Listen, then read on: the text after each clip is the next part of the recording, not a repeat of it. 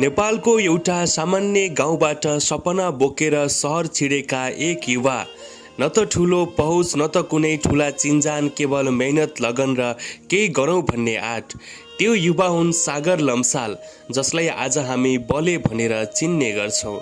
सानो ठाउँबाट आएको एउटा केटा, जसले सुरुमा सानो सानो भूमिकाबाट आफ्नो पहिचान बनाउन थाले। सङ्घर्ष सजिलो थिएन, अडिसन असफलता प्रतीक्षा, तर उनले कहिले पनि हार मानेनन्। बिस्तारै उनको मेहनत रङ्गियो र सक्की जस्ता कार्यक्रम मार्फत उनले दर्शकको मन जित्न थाले। उनको बोली, अभिनय र सरल शैलीले घर घरमा हाँसो ल्यायो। मानिसहरूले उनलाई माया गरे। उनको नाम फैलिँदै गयो र बले केवल पात्र नभए एक चिनिएको अनुहार बने।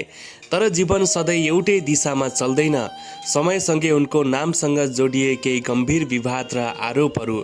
समाचार, सामाजिक सञ्जाल र चर्चा सबैतिर उनको बारेमा बहस सुरु भयो। कोही समर्थनमा उभिए, कोही आलोचनामा। तर एउटा कुरा स्पष्ट थियो, एउटा कलाकारको जीवन केवल पर्दाभित्र मात्रै सीमित हुँदैन।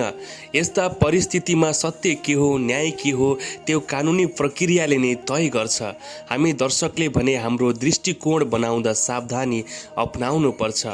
आज सागर लम्सालको यात्रा हामीलाई एउटा कुरा सिकाउँछ, सफलता आउँछ तर चुनौती पनि आउँछ। मान्छे माथि उठ्छ तर परीक्षा पनि दिनुपर्छ।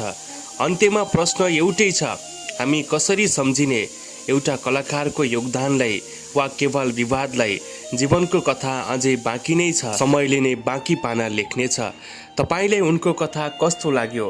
अवश्य पनि यदि तपाईले उनको कथा मन पर्यो भने यो भिडियोलाई धेरैभन्दा धेरै सेयर गर्नुहोला।